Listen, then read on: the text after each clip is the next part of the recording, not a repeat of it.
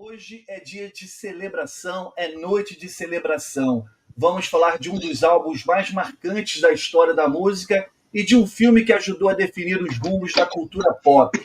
Help, lançado em 1965, completa 60 anos. 6 décadas de um grito de socorro que virou arte, música, cinema e, claro, revolução cultural. E para me acompanhar aqui nessa viagem, vocês já estão vendo esses rostinhos lindos. Eu tenho comigo as incríveis Beatlegirls e os impagáveis e divertidíssimos, não tão bonitos assim, sem carisma.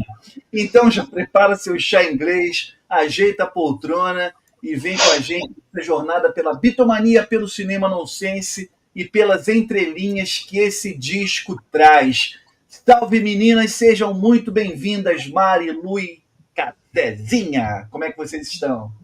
Oi, oi. Tudo ótimo e vocês? Muito bem. Hoje aí, no final da tarde, com a melhor notícia que eu poderia receber. Só sorrisos hoje. Só sorrisos, só sorrisos. Lu, tudo bom, minha querida? A Lu agora é Beatlegirls oficial, né? Agora oficial, com muito orgulho, isso especial. aí. Muito bom, muito bom. Muito bom estar aqui para a gente poder Seja falar bem-vindo. um pouquinho sobre esse álbum que é maravilhoso, né? É um pré-Rubber Soul aí, Enfim, vamos falar muito aí disso, né? É um disco muito bom mesmo. Casezinha, seja muito bem-vinda, minha querida. Boa noite, Sal. Boa noite, meninas. Boa noite, meninos. Bom estar aqui com vocês para falar desse álbum lindo. Coisa boa, coisa boa. E aqui, meus queridos indefectíveis, sem carisma, Fernando Feroli, Gustavo Montenegro, Alan James e Francisco Ribeiro. Sejam muito bem-vindos, meus queridos. Tamo aí, Boa imagina noite. a gente. Noite delicinha. Noite dele. Nossa. Boa noite a todos. Foi engraçado que eu tive duas grandes notícias agora há pouco, no fim da tarde. Que uma foi um cachê que levou quase 3 meses para pagarem, depois de muita cobrança pagaram. E a segunda, todo mundo já sabe o que é. Então, nossa, eu tô aqui assim, né? Tô de graça. Depois da live, chopp em São Paulo, na casa do Alan, hein? Cara, eu Ele não pode nem dizer que não tem dinheiro. Olha só, tô pagando chopp e tô pagando pizza para todo mundo. Olha, porque com o que aconteceu agora. Aí, Mari Casé e Luciana, que moram em São Paulo, já pode aproveitar. Não, mas você Daqui a pouco eu passo o endereço já no. Ele pode mandar pizza, ele pode comprar e mandar entregar, não tem problema não. Posso mandar entregar, não tem problema. O iFood tá aí para isso. Também. É. Tá, o Tuninho realmente não deu as caras, eu não sei. Tuninho, qualquer coisa. Não, sai da reunião do condomínio, Tuninho. Aqui é muito melhor, pô. Vem pra cá. Quero dar um salve aqui antes da gente adentrar no tema ao amigo e membro aqui do canal, Daniel Alves. Boa noite, pessoal. 60 anos de um álbum muito querido, é isso. Milton Watanabe, a Carol Squazzoni, que também é membro do canal, o Alder Faleiro, o Alessandro Franco, o Matheus Lima, o Porão do Cinema 2. O Porão do Cinema 1, não sei se me segue, mas o Porão do Cinema 2 está aqui presente. Ao Washington Espínola, o Bruno Tadeu, Rodrigo Silva, mandando aqui, ó, a lenda Chico. Feroli, a lenda. Chico, Alain Montenegro, Maris e Lu. Dando boa noite aqui para todos vocês. Rodrigão, boa noite. É isso, galera. Eu estou aqui vibrando, feliz da vida, faceirinho, que nem pinto no lixo, com esse time mais do que dos sonhos para mim bater papo sobre Beatles aqui, né? Gustavo caiu? Caiu. Estou aqui, Caiu, ó. Voltei. Ah, tá aí. Estou aqui com o melhor de dois mundos, né? As visões dos rapazes e a visão das meninas sobre esse disco, que já teve outra live aqui, a gente destrinchando ele, faixa a faixa e tal. Mari acho que participou, né? Mas hoje é um papo mais aberto, a gente vai falar dos 60 anos, né? De quanto esse disco é importante, influenciou, das canções e tudo, a nossa relação com ele, né? Mas vale lembrar que em 1965 o mundo já respirava Beatles em cada esquina. E Help não é só mais um produto dessa bitomania que o mundo vivenciava. É um disco que já mostra para mim um Lennon ali dividido entre o peso da fama e a vontade de gritar para o mundo. Ao mesmo tempo, era a engrenagem da indústria pedindo música. A gente sabe que não era fácil, né? 2 álbuns por ano, mais os singles é complicado. Filme, novidades sem parar ali no mundo dos rapazes. Vocês concordam que esse álbum é o início da virada criativa dos Beatles ou ainda é mais Beatlemania do que transição? Eu vou começar aqui. A gente falou, a gente fez a live lá, né, sobre o Help, Rubber Soul e Revolver, e a gente colocou o Help justamente porque a gente acreditava, acho que as meninas devem concordar, que o Help já é um começo ali de transição, mas tem pontos ali, tem ainda um pouquinho, acho sim, de resquício dessa coisa da bitomania, de alguns elementos que eles gostavam de fazer, mas eu acho que a grande parte dele ali já mostrava os Beatles diferentes, entendeu? Querendo falar coisas mais profundas, né? Querendo abordar os temas de forma diferente. A gente vê nas músicas, claro, ali para mim essa transição. Assim, as meninas podem falar e os meninos também, mas para mim ele é o início, para mim sem dúvida ele é o início dessa transição. Assim, para mim ele é um meiozinho, assim. Para mim o Rubber Soul ele já é um disco transicionado total, assim. Mas ele, para mim, é o disco que dá start nessa segunda fase dos Beatles, que o pessoal chama aí.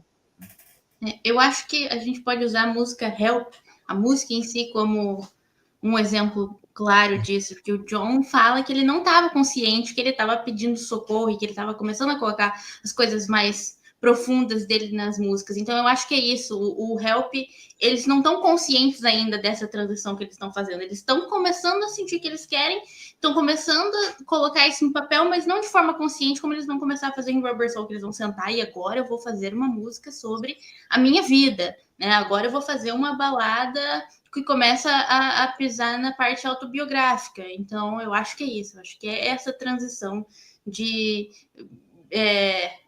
mid-market para o consciente e fica nesse meio, eu acho. E é importante a gente lembrar também que só um ano antes de quando eles começaram a gravar o Help, né, de fevereiro de 64 para fevereiro de 65, o que eles passaram, o tanto de coisa que aconteceu, né, o furacão em que eles se meteram. E eu estava vendo ontem o filme do Brian Epstein, eu não sei se vocês já viram, e isso fica muito claro, né, assim, de como eles estavam num furacão e tendo que fazer música e tendo que dar conta, mas ainda assim eles conseguem se superar, eles conseguem dar um passo além de onde eles já tinham ido musicalmente, e é um trampolim para o que vai vir depois, né? E só 4 meses depois a gente vai ter o Rubber Soul, né? Então, assim, rápido, é muita coisa. E a gente sempre lembrando que tem que falar do Help, mas o Rubber Soul, que foi talvez o começo da segunda fase, foi um disco gravado em, sei lá, 20, 30 dias. Só para contextualizar aí o que a Luciana falou. As meninas falaram da transição, assim, eu acho que eu separo um pouquinho mais até. Eu acho que Help e Rubber Soul são os discos de transição, são 2. O Help um pouquinho mais puxado para Beatlemania, o Rubber Soul já um pouquinho mais puxado para frente. Porque o que tem antes e o que tem depois, Revolver em diante, não tem nada a ver com... E o Help, embora tenha muito ainda eco de Beatlemania, tem umas musiquinhas pop, ele não... Porra, a diferença dele pro Beatles for Sale é um negócio tão absurdamente grande que não dá para... como eu acho que esses 2 discos, Help e Rubber Soul, eles são o que a gente pode chamar de transição. Um pouquinho mais puxado para a Beatlemania, o outro um pouquinho mais puxado para os temas adultos. Mas E eu prefiro, e eu vou contar aqui uma coisa que vão me cancelar, que além de eu não gostar de For You Blue, eu prefiro o Help. Assim, eu acho que o Rubber Soul seria o disco de transição.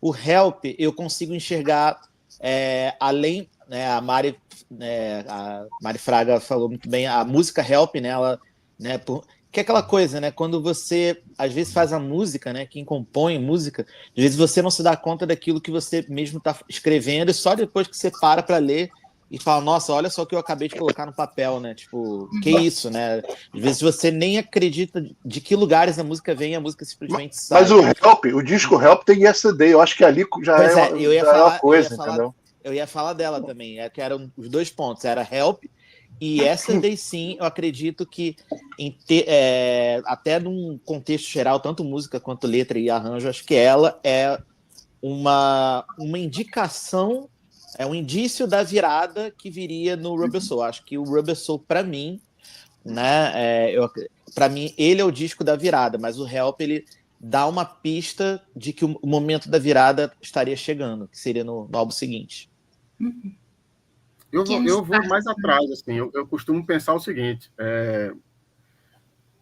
para mim a transição ela é mais longa, para mim a transição ela vai de Beatles for Sale, ela começa em Beatles for Sale até Rubber Soul, porque se você parar para analisar, os Beatles até a Hard Day's Night, eles são muito para cima, eles são muito uplifting, eles são, sabe, alto astral e tal. Quando a gente entra no Beatles for Sale, a gente tem uma mudança não só de sonoridade, porque a gente tem aquela vibe mais violão, como nos temas das músicas.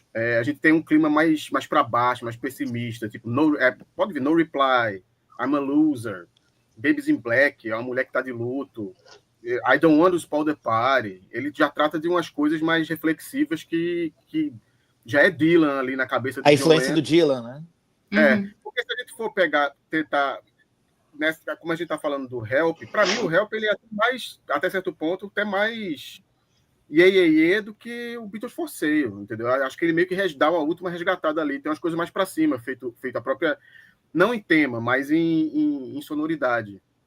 Tipo, The Night Before, Help. As letras, elas continuam ainda pessimistas, como You're Gonna Lose That Girl, sabe? Os temas, eles permeiam, mas ele tem uma sonoridade mais para cima. E aí Rubber Soul completa, né, esse ciclo, porque quando chega em Revolver a coisa muda assim de 180 graus, ela vai-se embora. Mas sim, o Help é um disco extremamente importante. O que mais impressiona, né, gente, é tipo assim, essa evolução absurda que eles tiveram no período de 1 ano e pouco. Né, do final de 64, que é o Beatles for Sale, vamos considerar o Beatles for Sale, né? Começo da transição, como o Gustavo pontuou, até o final de 65. Quer dizer, isso é 1 ano e pouquinho. É uma coisa que dificilmente você vê em outra banda. E depois do Rubber Soul pro Revolver, são meses, mas foram em meses, aí é pior ainda, né? É um duplo twist carpado, né, bicho? Pode crer. Eu acho que a gente começa a ver, aí também é bem o iniciozinho, mas Lennon e McCartney, não Lennon-McCartney, Lennon e McCartney. A gente tem Help e, como a gente falou, tem Yesterday. E aí aí a gente começa a ver que eles trabalham muito bem juntos, mas que eles também têm a individualidade deles e que vão chegar onde a gente sabe que eles chegaram. Eu acho que é nesse álbum que começa isso, sabe? Eu não sinto por mais que falem, eu fiz mais essa parte em outros álbuns, eu acho que esse aqui a gente sente bem uma música completa que você fala, essa aqui. Essa é a fase mais equilibrada, né? Eu tive minha mão nisso, mas você fala, não, mas isso aqui você vê que tem um peso maior para o John, esse aqui tem um peso maior para o Paul, então, e daí tem o George, então eu acho que aqui começa essa bem pequenininho, com medo ainda, sem saber para onde eles estavam indo, mas eu consigo perceber isso. Mas eu acho também que, assim, eu vejo Help e Yesterday como 2 faces da mesma moeda. Se a gente presta atenção no tema das canções, eles estão os dois, de alguma forma, olhando para trás e vendo o que eles precisam agora, como antes era melhor, né? E como eles vão... É impressionante como eles trabalham muito bem juntos e como eles caminham juntos, né? A gente vai ver essa parceria em músicas distintas, por exemplo, no Strawberry Fields e no Penny Lane, né? Que são também 2 faces da mesma moeda. Então, assim, eu acho muito interessante isso, a gente começar a perceber eles como artistas individuais, né? E a força que o Brian Epstein fez pro Paul não gravar, não ser, né, uma coisa assim, não, essa música é do Paul, não, essa música é dos Beatles, é só ele que vai cantar, mas ele fez essa força para que o grupo não fosse desmembrado em momento algum.